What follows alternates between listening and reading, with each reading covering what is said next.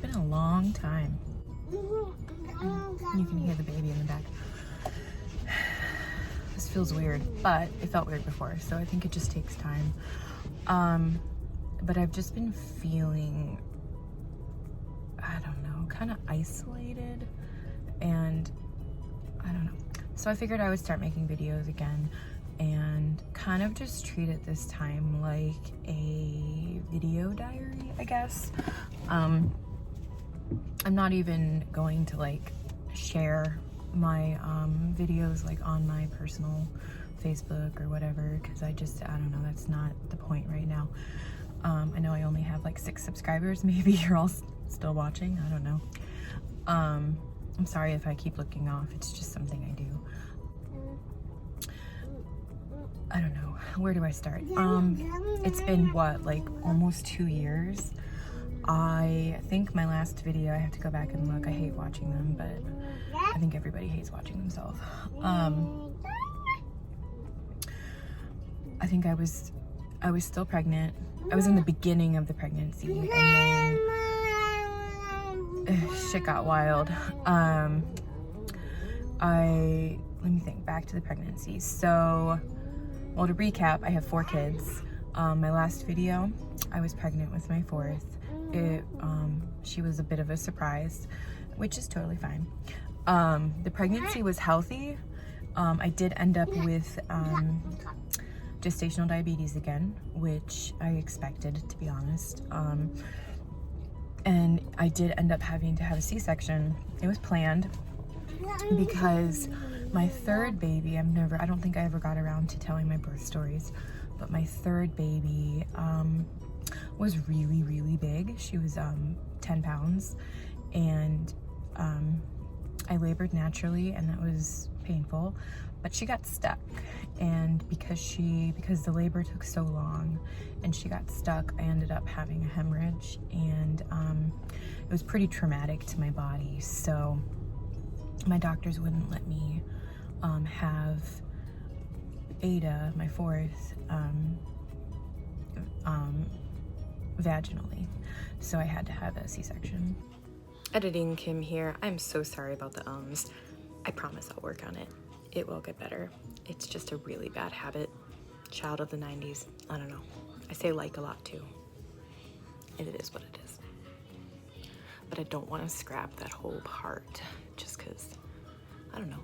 It was me at the time and how I felt. So, which I wasn't happy about, but it was the safest thing to do. And it kind of sucked. It was painful, but she was healthy. She had some, because I was on insulin, she had some low blood sugar issues. It was a bit of a rough year. I think part of the reason why I want to start vlogging again and making these videos is because I kind of just need to get it out. A lot has happened since I had her. I expected the postpartum depression and the anxiety to worsen, because it has with every child, and it did. Pretty soon after she was born, I started to feel really isolated. I was dealing with the pain from the C-section and just the isolation of being home with 4 kids. And I also was just struggling with my body, and I felt really sick. I'm trying to figure out how I can hold this and still drink my protein shake. But I'm a shaky person, and I don't want to cover up the camera. Okay, there we go. I'm drinking for breakfast. I'm drinking 12 ounces of unsweetened almond milk and 1 scoop of the Vega energy and protein in the cold brew coffee flavor. It is so good.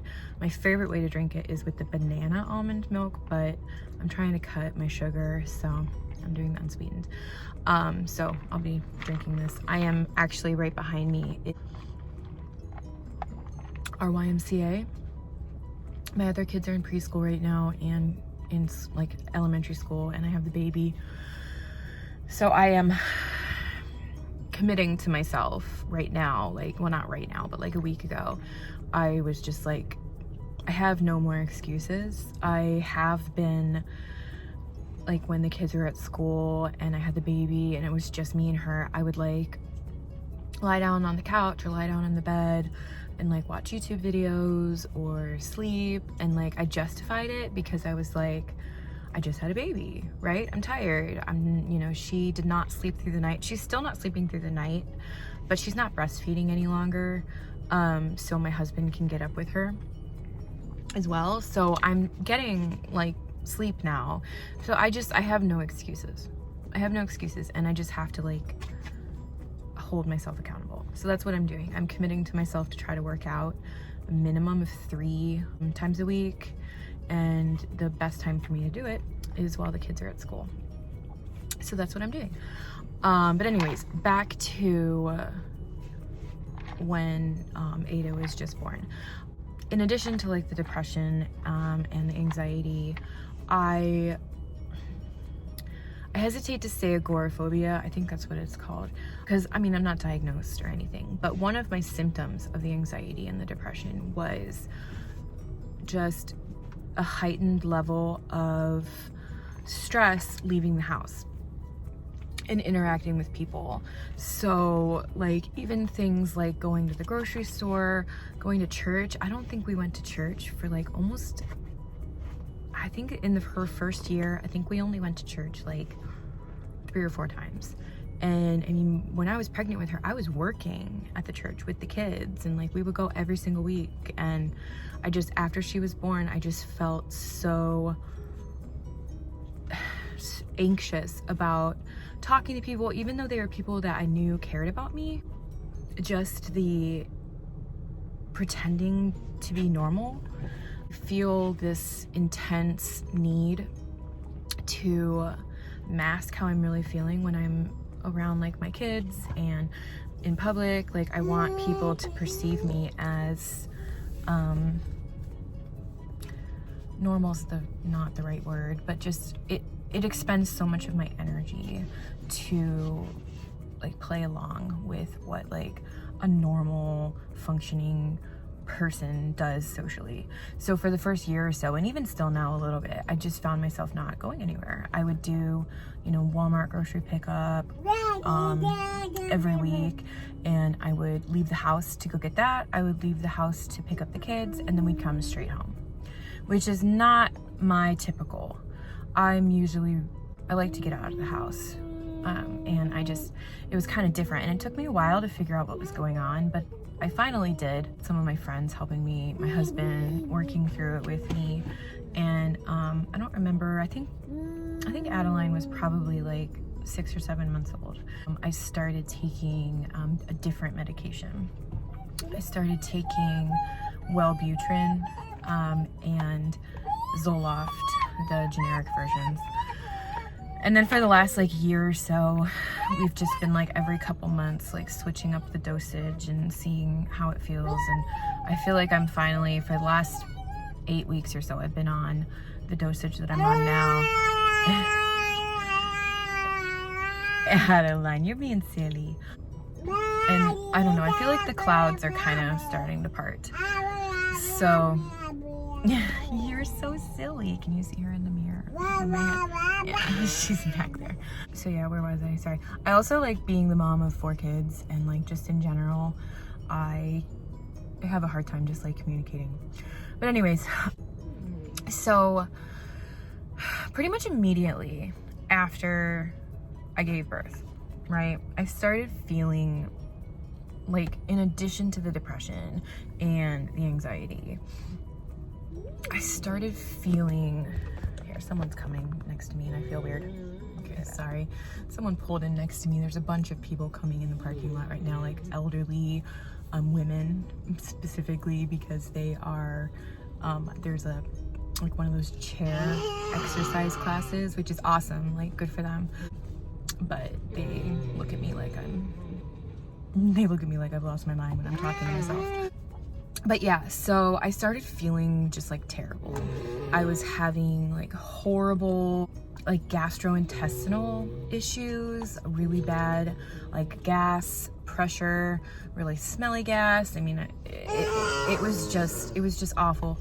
I didn't change the way I was eating at all after I had the baby. Like, I was just eating my normal. I was trying to eat lower carb, but I was nursing, so like I was still eating like extra calories, and I felt terrible and started to get, like, in addition to the gastrointestinal issues, I started to notice that I was having joint pain. My ankles and my fingers were swelling really bad. I felt bloated all the time.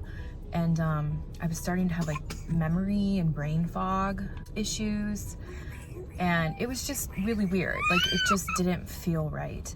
And so, I don't know, it took me a while. I want to say the baby was probably like 9 months old. Because at first I thought that the gastrointestinal stuff was because of the surgery. I had read that when you have a abdominal surgery specifically, it can kind of mess up your like your bacteria in your gut. And so I started taking like probiotics, and I started drinking kombucha, and like I convinced myself that it helped, but then I'd have like a day or two where I felt good, and then I would feel terrible again. And I never really like put 2 and 2 together. So I went to the doctor, and because I have a history of thyroid issues, she tested me for Hashimoto Thyroiditis, which came back positive. So I have the autoimmune disease Hashimoto, which just kind of messes with your whole system. So I have that, which is probably what contributes to the brain fog and the joint pain. And I did some research, and because of that, I have cut dairy for the most part. I do have the occasional dairy, but in general, I try to stay away from dairy.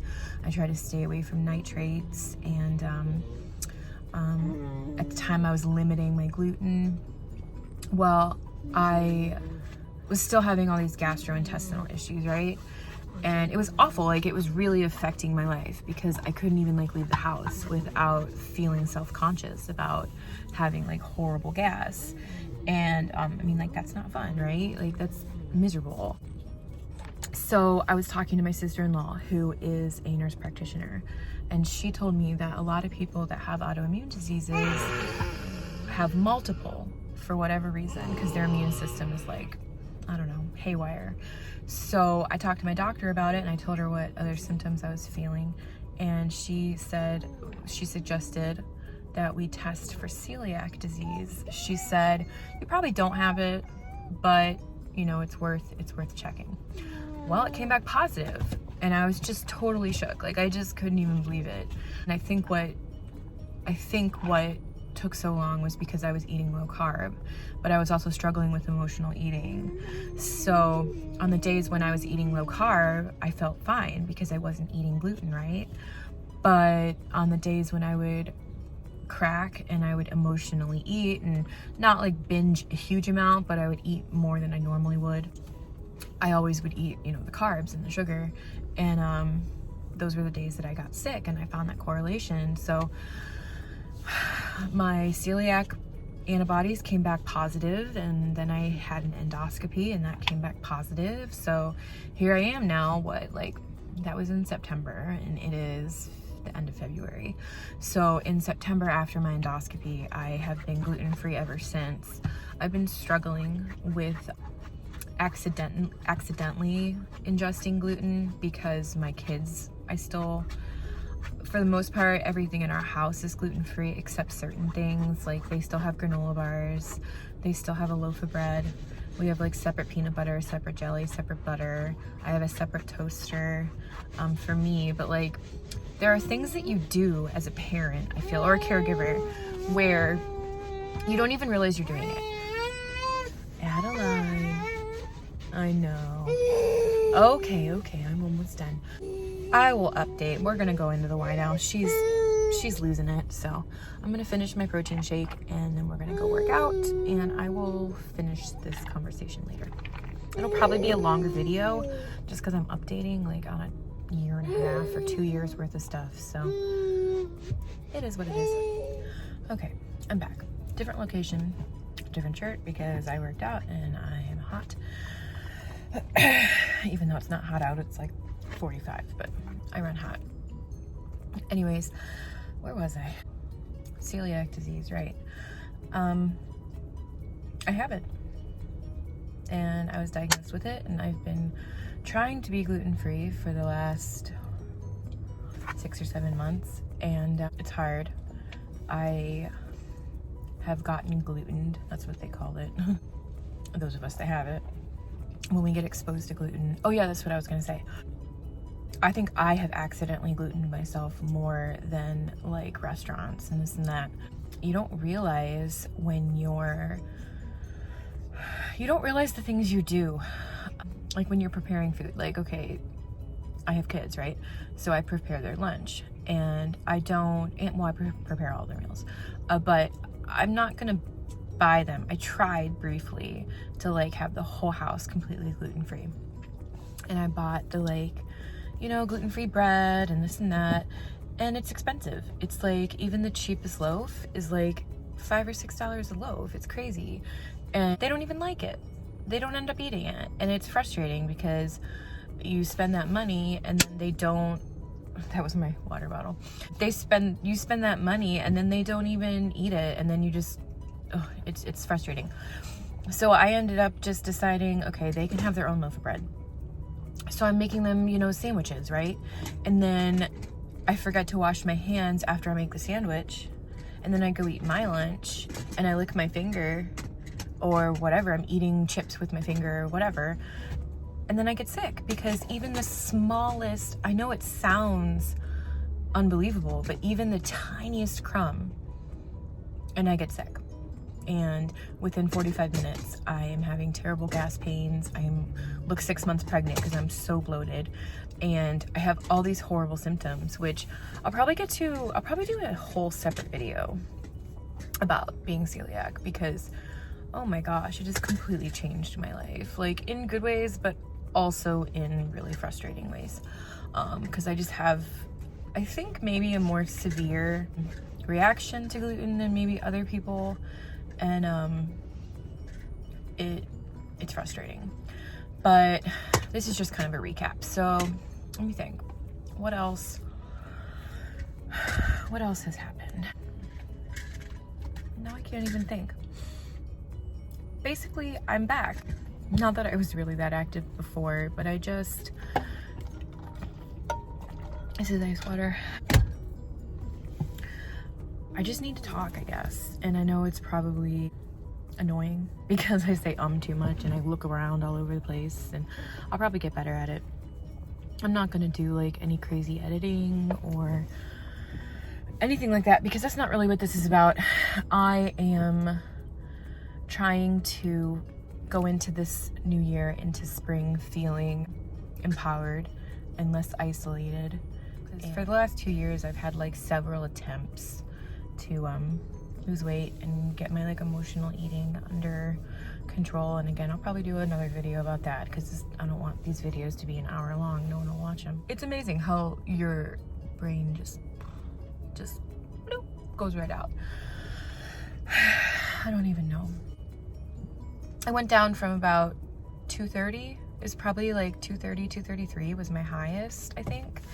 And last summer I was doing paleo and just trying to take care of myself, chasing my kids around, swimming. I was able to get down to about 210, 212. I kind of hovered on a daily basis. And then for the last like year, easily for the last year, well, no, summer, it's only February. So for the last like 6 months, I have just been stuck at like 210.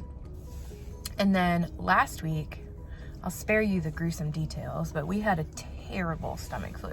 My whole family, all of us, I mean, it was just like 4 days of hell. It was like a horror show.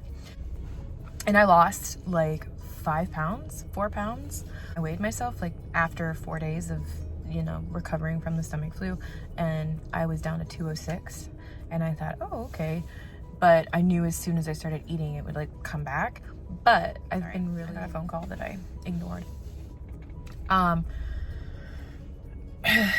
got down to 206 because of the flu. It was kind of like a forced detox. I have, for the last 4 days, been trying to eat as clean as possible, and I have gotten back into my Fitness Pal, and I have a Garmin. Can you see it? I don't know. I have a Garmin Vivo something or another. I love it, and it can sync with my Fitness Pal, and so I'm just logging everything. I've been able to just keep losing. I haven't actually gained that weight that I lost with the flu back yet, so that's pretty cool. I hope it'll stay. This morning I was 205.4, I think. I can't wait until I get under the 200s. Sorry this video is just like all over the place, but honestly, that's just how I am. I am really scatterbrained. I'll probably apologize in every single video for how chaotic the video is, but it's just me. Oh well. All right, have a great one. See you next time.